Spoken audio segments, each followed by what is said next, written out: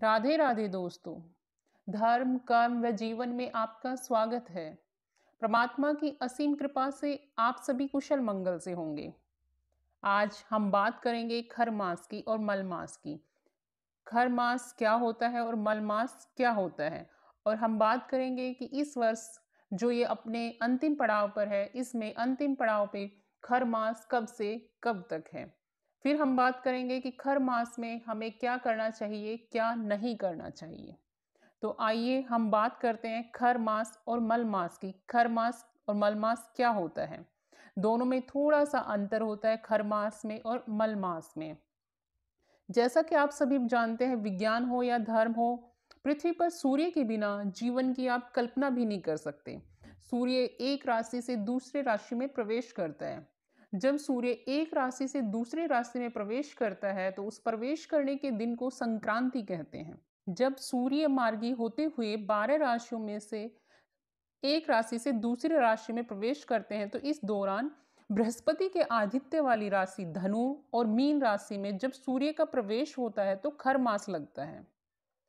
इस तरह से मार्च माह में जब सूर्य मीन राशि में प्रवेश करते हैं तब खर मास लगता है। अब इस साल का खर मास होगा 16 दिसंबर से और यह 15 जनवरी को होगा। यानी कि 16 दिसंबर को सूर्य धनु राशि में प्रवेश करेंगे और ये 15 जनवरी को मकर संक्रांति के दिन इस राशि से दूसरी राशि में प्रवेश करेंगे। तो 16 दिसंबर से 15 जनवरी तक का समय हमारा खर मास का समय होता है। और अब हम बात करें मल मास। मल मास होता है, मल मास को अधिक मास या पुरुषोत्तम मास भी कहा जाता है और इसका संबंध होता है चंद्रमा की गति से। मल मास का संबंध होता है चंद्रमा की गति से, जबकि खर मास का संबंध होता है सूर्य की गति से। हर सौर वर्ष में 2 बार खर मास आते हैं। पहला सूर्य जब धनु राशि में प्रवेश करता है तब, और दूसरा जब सूर्य मीन राशि में प्रवेश करता है तब खर मास का प्रारंभ होता है।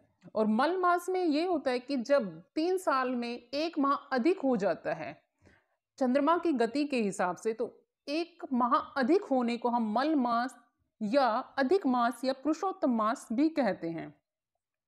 धार्मिक मान्यता के अनुसार जब सूर्य इस तरीके से धनु राशि में प्रवेश करता है तब खर मास लगता है, और के अनुसार खर मास के दौरान हमें कोई भी मांगलिक कार्य जैसे शादी, विवाह, मुंडन, गृह प्रवेश जैसे संस्कार नहीं करने चाहिए। अब हम बात करेंगे कि खर मास में कोई भी मांगलिक कार्य क्यों नहीं करने चाहिए। ज्योतिष के जानकारों के अनुसार सूर्य जब गुरु की राशि धनु और मीन में प्रवेश करते हैं तो वे अपने गुरु की सेवा में लग जाते हैं और उनका प्रभाव कम हो जाता है। यही वजह है कि इस वक्त कोई भी शुभ कार्य नहीं होता है।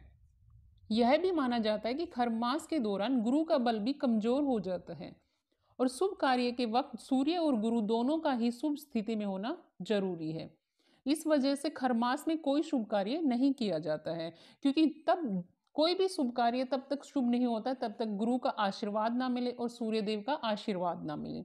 इसलिए कोई भी मांगलिक कार्य करने से हमें खर मास के दौरान बचना चाहिए। अब हम बात करते हैं कि खर मास में क्या क्या न करें। खर मास के दौरान विवाह, सगाई या फिर शादी से जुड़ा कोई भी कार्य नहीं करना चाहिए।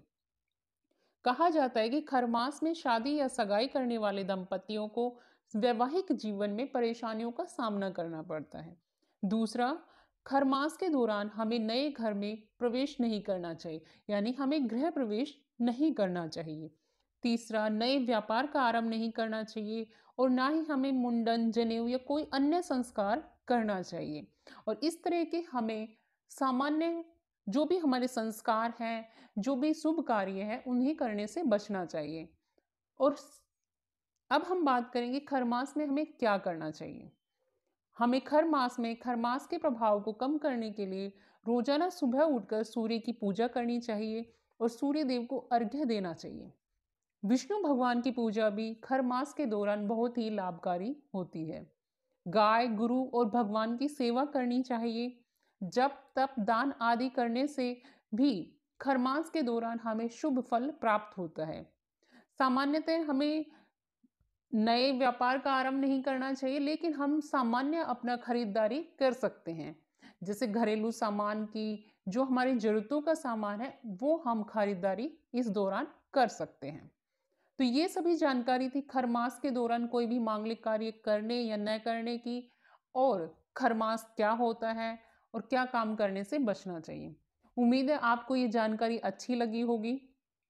अगर आपको पसंद आई है तो लाइक करें और इस वीडियो को अपने दोस्तों के साथ, संबंधियों के साथ शेयर करें, साझा करें, ताकि वो भी इसका फायदा उठाएं, और चैनल को सब्सक्राइब करें इस तरह की धार्मिक और धर्म से जुड़ी बातों की जानकारी प्राप्त करने के लिए। धन्यवाद।